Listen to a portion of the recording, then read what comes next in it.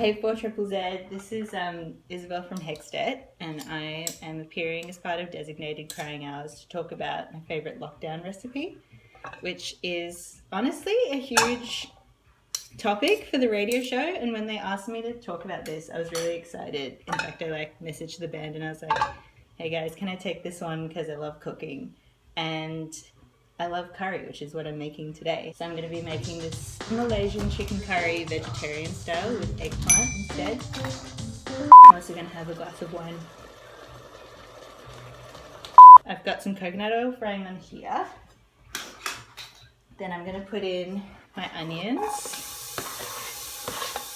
And then I'm going to get them a little bit brown. If you want, you can also add a bit of chili. I've just got to find my wooden spoon. The sauce already has chili in it. Also, if you want to give yourself a head start, I've put some eggplant in the oven already because those guys take so long to cook and it's the bane of my existence. So I've got those in there. And I've also pre-chopped my potatoes in this really nice long fashion like my grandma always does. Just for context, my family are from Malaysia. And I chose this recipe not just because it's my favourite, but also because it really sort of has been grounding for me to cook this kind of food while I'm in lockdown, because I live in a share house, so I haven't been with my family a lot and I really miss them. And I spent a lot of my childhood hearing about my grandparents' experiences of World War II. And this was while Japan was occupying Malaysia, and a lot of people were really, really hungry. So my grandparents were at boarding school, and then in the holidays they'd be with their families, but no one really had much food to eat. So I sort of grew up hearing a lot about my grandparents growing up really hungry, sort of living off tapioca and whatever veggies they could find at the time.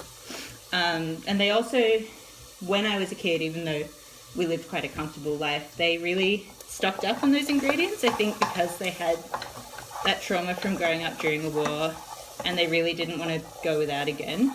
So it's funny, like, obviously people are panic buying at the moment, which is confronting for people, but I've always grown up having like a very well stocked pantry because of my family's experience with World War II, which is interesting. So we always had curry powder. This one's like a wet sauce. I'll show you the brand. You can get that at any good Asian grocer. And even if you're vegetarian, a lot of them have pictures of meat, but they don't actually have meat in them.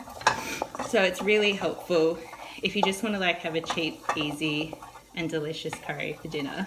You just have to chop your vegetables, get a few spices if you want to be creative, and have it prepared. I actually learnt this one from my great aunt who lives in Brisbane, and she taught me the best brand. This one's called A1. It's got this very aesthetic packaging. Okay, I think these onions are cooked enough now, so I'm going to add my garlic.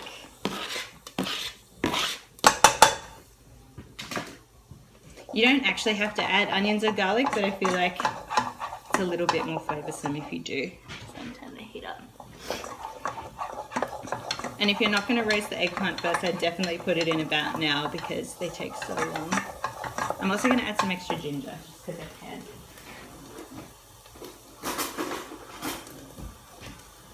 I asked the other members of HEXDEBT if they wanted to make any food-related shout-outs, and Agnes asked me to let you guys know that their favourite restaurant is Basil Leaf on Brunswick Street, and that for any of my pals listening from Wurundjeri country or Melbourne, I think they're still open and doing deliveries and maybe even free meals. So get on that, is Agnes's advice. What do I put next? I reckon we can put the eggplants in now because I pre-roasted it.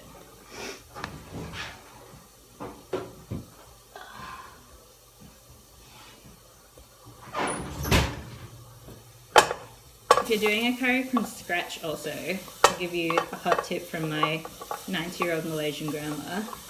The basis of any good curry is just chili, onions and garlic. So even if you haven't grown up eating this kind of food, it's really easy to start and learn. And you can experiment with all sorts of things. It's kind of like the more you eat, the more you know. So if you're someone who really enjoys Asian food, the best thing you can do to sort of get something authentic tasting is just shop at an Asian grocer rather than the normal supermarket, because the normal supermarket doesn't have anything good. And sort of pay attention to what you're eating when you eat out, and sort of think about the spices and things like that. For a lot of my cooking, I had to ask explicitly from my relatives sort of like what made it good. But a lot of the time it's just being observant, I guess, about what you're eating. Also, usually I put carrots in this, but I didn't have any today because of those lockdown feelings. So it's looking like this so far. Next step, after you've got your, so we've got onions, garlic, frying in coconut oil. Then you add your roasted eggplant. Then it needs about 500 mils of water. I'm chronically bad at measuring anything. It's kind of like an Asian stereotype. You just put in however much you feel. If you're into baking, that's probably not gonna work, but I'm just gonna see how I go.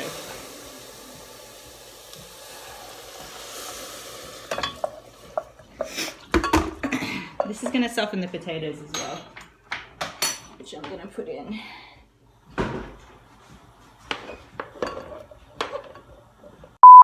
Another handy trick, if you eat meat, and this works for potatoes as well, and you're like still really tough or undercooked, you can drop an ice cube in there and it softens the whole thing up in a really nice way. Also, this is about when you put the rice on. I'm not going to explain how to make rice because I feel like people should know that.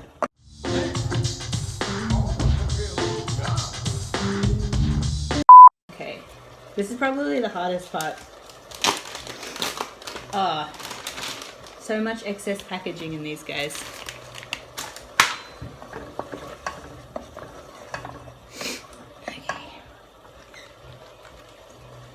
This is probably just going to be the most awkward part for you to watch because getting them out of the packet is really annoying. Okay, let's see how we go. They also smell really good. And it's probably the other really rewarding thing about using these packet mixes is you can just instantly smell how good your dinner's going to taste.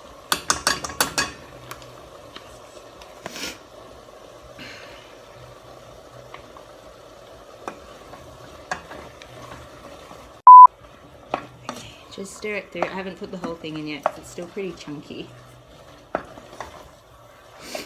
Also, if you prefer a milder curry, you can just add a bit more water, but I kind of like mine a bit more thick. Also, this kind of curry tastes really good with like any flatbread, which you can also get at your local Asian grocer, who probably really needs your support right now. I'm not really sure which areas in Brisbane are best for that stuff.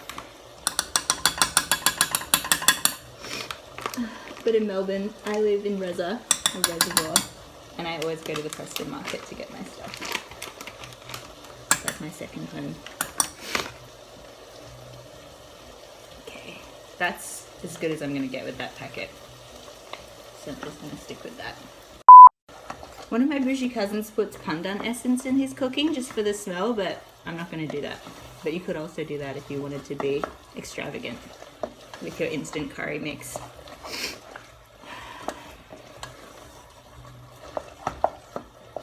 Okay.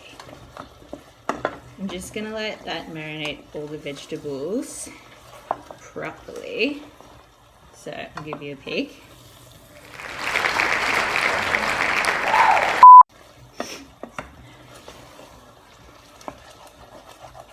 Make sure it doesn't stick to the bottom, which is my weakness.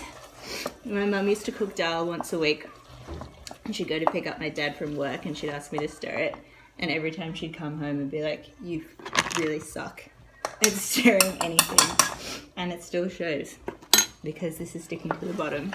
So try not to be like me. I'm gonna add a bit more water.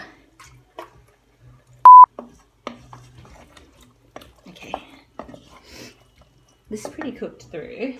Now I'm going to add my ultimate favorite ingredient. Usually I use coconut milk, but I only have coconut cream today, so this is just going to be a bit thick. but that's okay.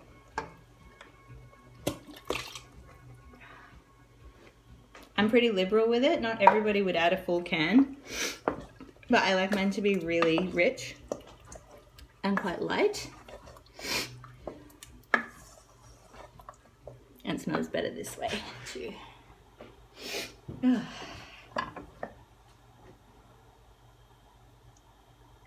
Okay, now that's stirred through, that's basically it. You just sit and wait.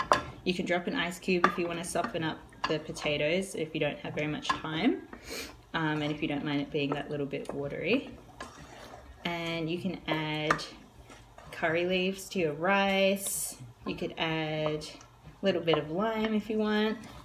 I added that extra ginger, which always just makes it smell. I cheated, I used this.